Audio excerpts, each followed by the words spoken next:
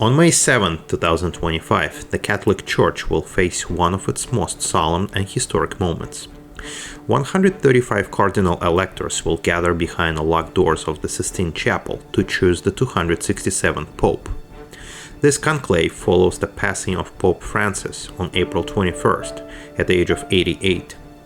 His 12-year papacy reshaped the Church with strong emphasis on social justice, mercy, and outreach to the poor and forgotten. Now a new leader must emerge, and the world waits to see which path the Church will choose. The word conclave means with the key, symbolizing the strict isolation of the cardinals from the outside world. The process begins with the Pro Eligenda Pontifex Mass, invoking the Holy Spirit for guidance. Then the electors proceed to the Sistine Chapel, where they take a solemn oath of secrecy. Each day they can vote up to 4 times, 2 rounds in the morning, 2 in the afternoon. A candidate must receive a 2/3 majority, meaning at least 90 votes, to be elected to be a pope. After each ballot, the results are burned. Black smoke signals no decision. White smoke and the joyful ringing of the bells announce the birth of the new papacy. Once elected, the new pope visits the Room of Tears, where he dons papal vestments and chooses a name. Moments later, he steps out onto the balcony of St. Peter's Basilica to greet the world for the first time.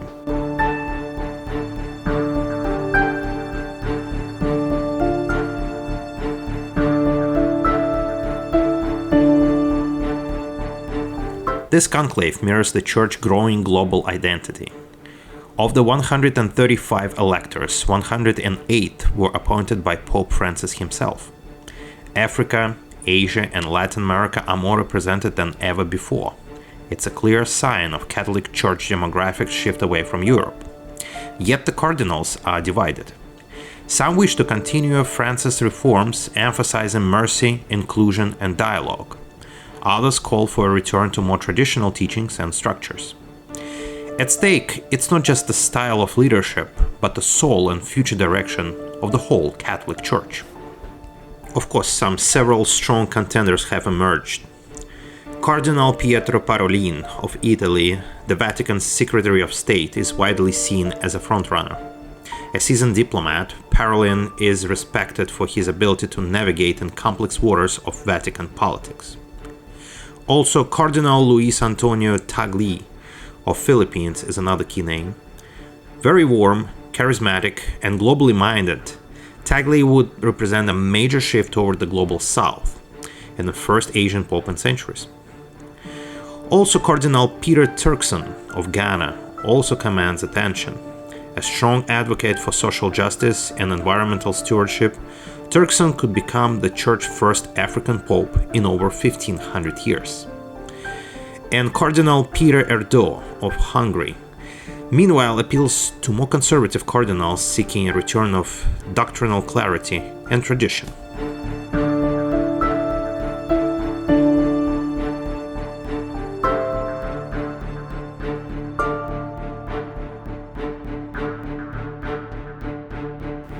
In conclaves, however, predictions are notoriously unreliable.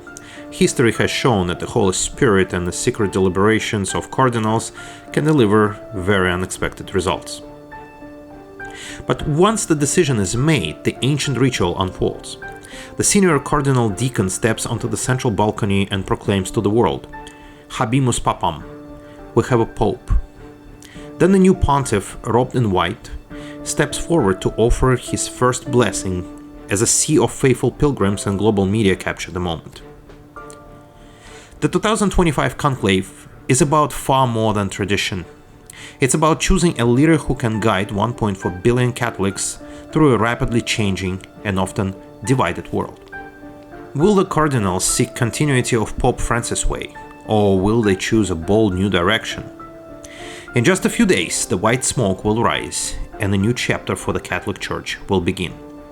Stay tuned as history unfolds.